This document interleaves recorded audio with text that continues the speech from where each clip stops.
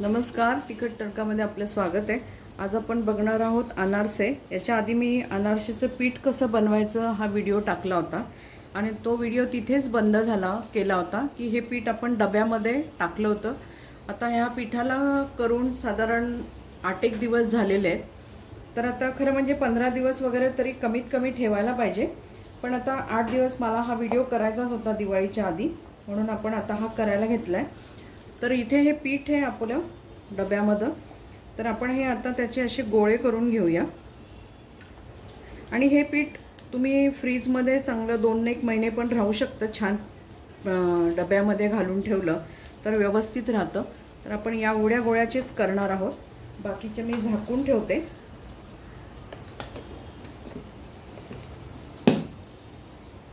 फक्त एअरटाईट डब्यामध्ये ठेवा, म्हणजे त्याला काही हवा नाही लागणार।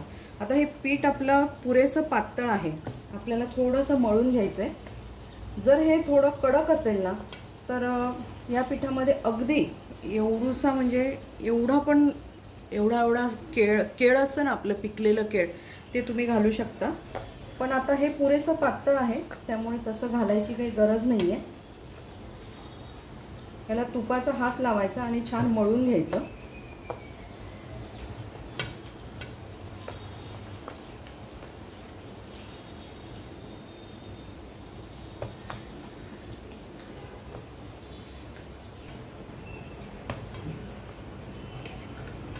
इथे आपण पीठ छान मळून घेतले आता। तर आपण आता याची छोट्या छोट्या लाट्या करूया आणि अनारसा जेवढा तुम्ही पातळ थापाल ना तेवढा तो कुरकुरीत होतो। खूप लोकांना कधी कधी मऊ पण आवडतो, तर कुरकुरीत म्हणजे तळला की मग त्या डब्यात ठेवला ना की झाकण लावा, म्हणजे तो थोडासा मऊ राहील। पण असा जर तुम्ही ज्यांना कुरकुरीत आवडतो त्यांनी असा मोकळा ठेवला ना तर छान होतो तो। आणि पातळच करायचा। हे बघा आपण ही आता लाटी करून घेतली। इथे मी खसखस घेतली आहे, त्या खसखसीमध्ये ही लाटी ठेवायची, थोडासा तुपाचा हात लावायचा आणि अनारसा असा थापायचा।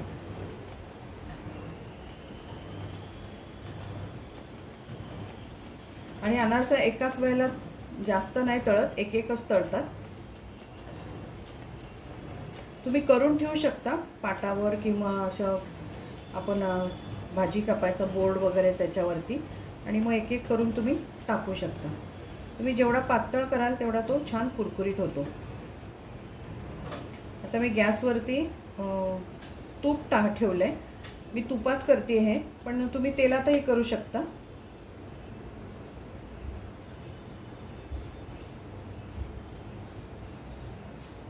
हे असं मी बाजूला घेतलंय।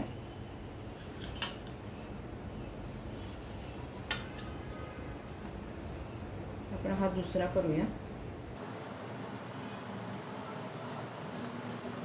हे पीठ जितकं मुरेल ना तेवढा अनारसा छान होतो। आणि खसखस जुनी नाही घ्यायची, चांगली फ्रेश घ्यायची, म्हणजे अशी खूप दिवसापासून घरात आणलेली असते आपली, पण ती नाही वापरायची, चांगली फ्रेश वापरा, म्हणजे ताजी आणलेली अशी। आपण हे 2 केलेत। आता गॅसवरती तूप तापलंय का बघूया। इथे मी कढई हे टाकलं होतं, खसखस टाकून बघितली होती, तूप तापलंय का। तर आता आपण अनारसा घालूया त्यामध्ये। ही खसखसीची बाजू वरती घ्यायची आणि त्याच्यावरती असं तूप उडवायचं।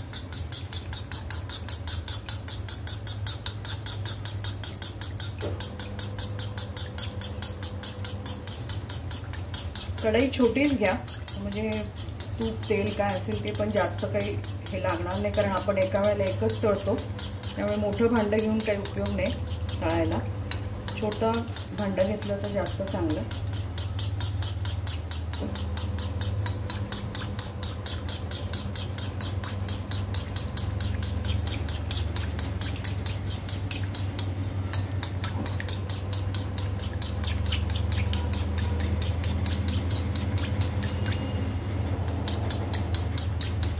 हे बघा सुंदर जाळी पडली आहे त्याला।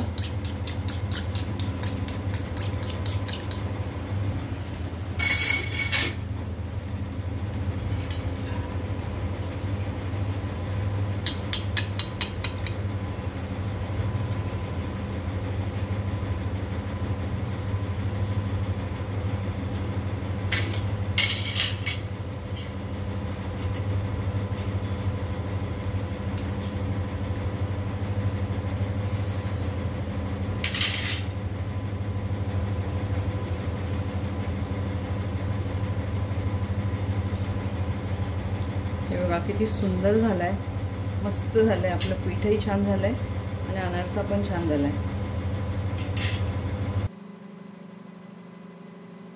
काढून घेऊया.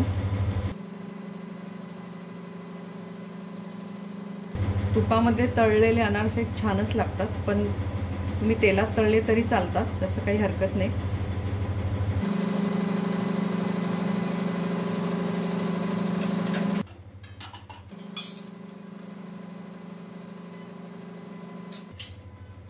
काढून घेऊया. गॅस बारीक करते. आपण दुसरा घालूया.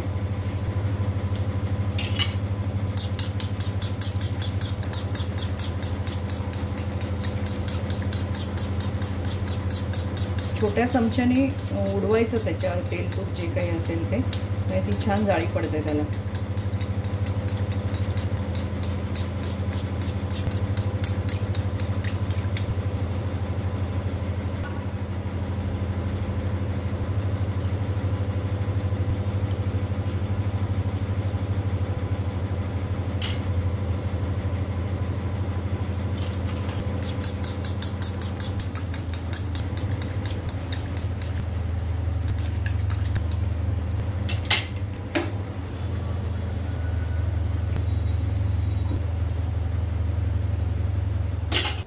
इथे आपण सगळे गोळे करून घेतलेत.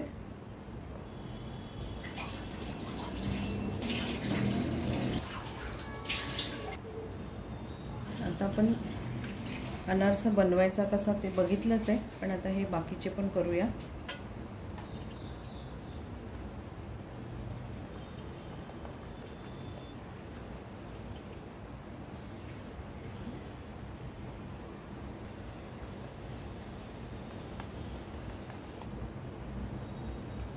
एकदम असे 7-8 करून घ्यायचे आणि मग तळून घ्यायचे, म्हणजे मग ते पटापट होतात.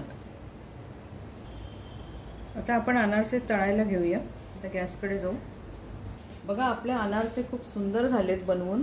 तर ह्या पिठाचा व्हिडिओ मी आधी टाकलेला आहे, तो बघून तुम्ही हे अनारसे नक्की बनवा. एकदम सोपी रेसिपी आहे, फक्त थोडंसं जरा लक्ष देऊन करावं लागतं, पण तुम्ही नक्की बनवा.